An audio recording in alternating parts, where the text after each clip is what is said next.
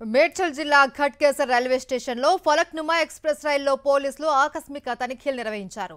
Falaknuma express కు bomb బెదిరింపు call రావడం, ఉగ్రవాదులు ఉన్నట్లు సమాచారం అందడంతో ఘట్కేసర్ వద్ద రైలు ఆపి ఆర్పీఎఫ్, జీఆర్పీ పోలీసులు సోదాలు చేశారు.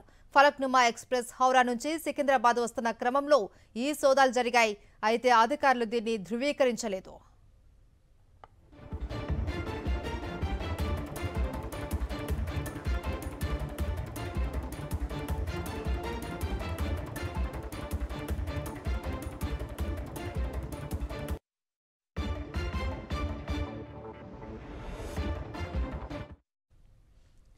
బ్రేకింగ్ న్యూస్ చూస్తున్నా. మేడ్చల్ జిల్లా ఘట్కేసర్ రైల్వే స్టేషన్లో ఫలక్నుమా ఎక్స్ప్రెస్ రైల్లో పోలీసులు ఆకస్మిక తనిఖీలు నిర్వహించారు.